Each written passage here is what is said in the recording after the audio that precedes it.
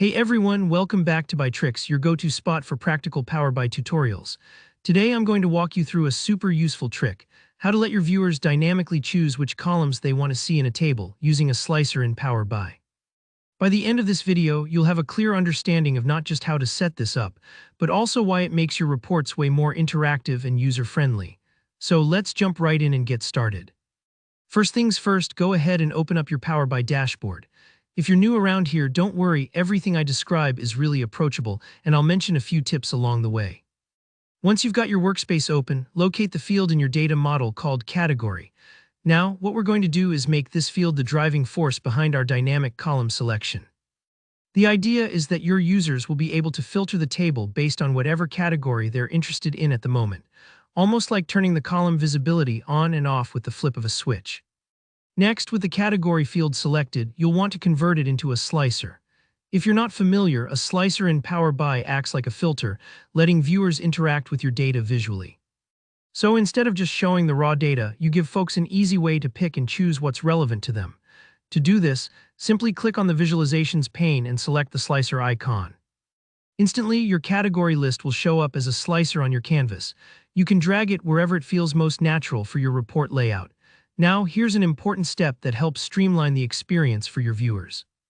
With your new slicer selected, move over to the Visualizations pane again and find the Format Your Visual option. This area gives you a ton of design flexibility, but what we care about right now are the slicer settings. Find and expand the Slicer Settings panel. Within that, look for the selection controls. You'll see an option called Multi-Select with Control. Go ahead and switch this off. What does that do?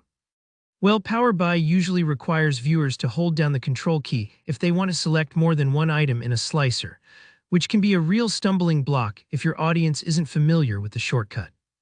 Turning this off streamlines things. Now users can just click to select multiple categories without fiddling with their keyboard.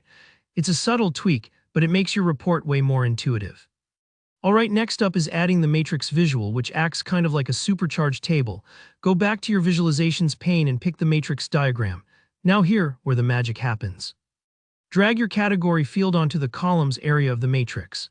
This sets up the ability to show data split by categories, and combined with the slicer, lets users decide exactly what they want displayed. Then drag your product name field into rows. This means each product will be listed down the side, ready to be compared.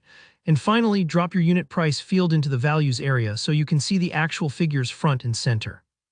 Once that's set up, it's time for my favorite part. Try selecting different categories in your slicer. You'll see the matrix instantly updates to show only the columns you've picked. This dynamic filtering makes your dashboard way more flexible and interactive. Your viewers can focus on just the data that matters to them, without getting distracted by unnecessary clutter. If it doesn't update right away, don't worry, give Power BI a moment to process your selection, especially if your dataset's on the larger side. And that's it.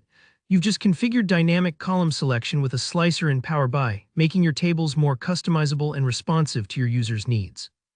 If you found this tutorial helpful, help me out by hitting that like button. And if you've got any questions or run into issues, drop a comment below. I always check and love helping out. Don't forget to subscribe for more hands-on Power BI tricks and tutorials. Thanks for watching, and I'll see you in the next video.